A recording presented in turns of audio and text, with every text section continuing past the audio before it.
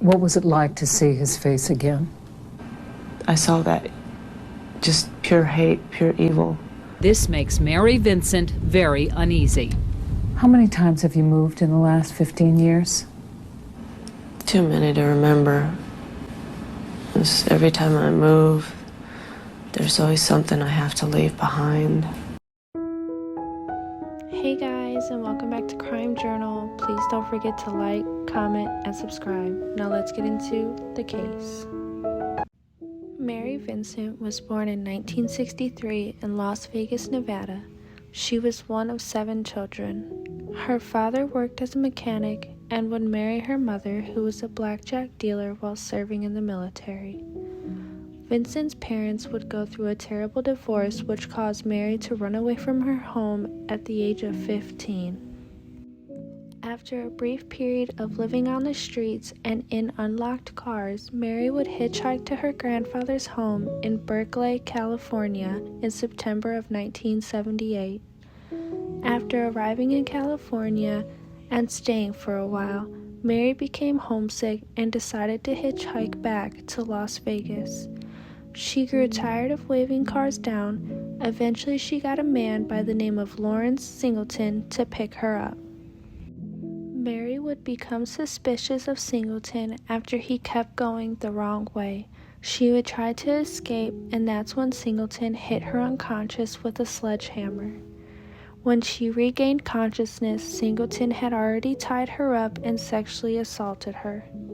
Singleton then proceeded to cut her forearms off with a hatchet. He untied her and took her to a cliff, threw her 30 feet over the edge, and left her for dead. Fortunately, Mary survived and managed to climb herself back to the top of the cliff. On her way up, she put her stumps on her arms in mud to try and slow the bleeding. Mary walked 3 miles along Interstate 5. She finally gained the attention of a driving couple who stopped and took her to the hospital. After arriving at the hospital and becoming stable, Mary worked hard with police to identify her killer, insisting on postponing sleep until the sketch was complete. That's what led police to identifying Lawrence Singleton. 6 months after the assault, Mary faced Singleton at his trial in March of 1979. She testified in court that helped convict Singleton. Singleton was sentenced to 14 years in prison, the maximum sentencing for the crime in California at the time. The judge remarked, "If I had the power, I would send him to jail for the rest of his natural life." Mary would win a $2.56 million civil judgment against Singleton, but she would not be able to collect it when he revealed that he was unemployed, in poor health, and only had $200 in his savings. Along with the gruesome details of the crime, the case would become even more notorious after Singleton was paroled after only serving 8 years in prison.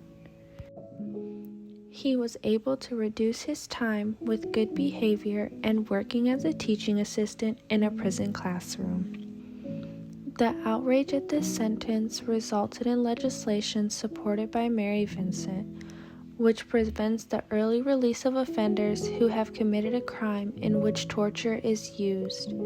In 1987, Singleton's parole led to a passage of California's Singleton Law, which carries 25 years to a life sentence. After his parole date, Singleton returned back to his Florida hometown. In the spring of 1990, he was convicted for the theft of a $10 disposable camera. He would serve a 60-day sentence.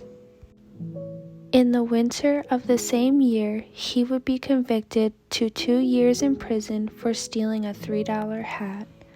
Singleton would go under the radar until the spring of 1997, when his neighbors would call the police to report that Singleton was assaulting a woman inside his residence in Sulphur Springs, Florida. Police would arrive and find the body of Roxanne Hayes. She suffered from multiple stab wounds to the upper chest. Hayes was a mother of 3 small children.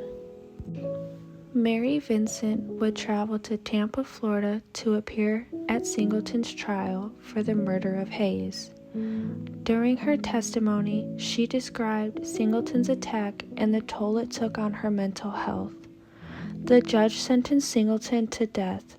Singleton died in 2001 from cancer in a prison hospital at the North Florida Reception Center in Stark, Florida. Mary Vincent is now a victim's advocate, helping others feel like they are not alone, and is a mother to 2 beautiful sons. I have to work 10 times harder than the average person with hands to do anything, to fold clothes, do dishes. Mary's injuries still require constant attention. Her prosthetic arm should be replaced every year, but the staggering cost has made that impossible. Afraid she'll be tracked down by Singleton, Mary is always looking over her shoulder. She relies on a friend, Bob Clayton, for protection.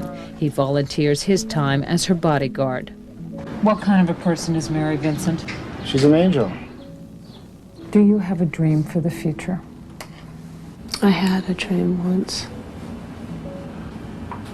I've had a lot taken from me, and I think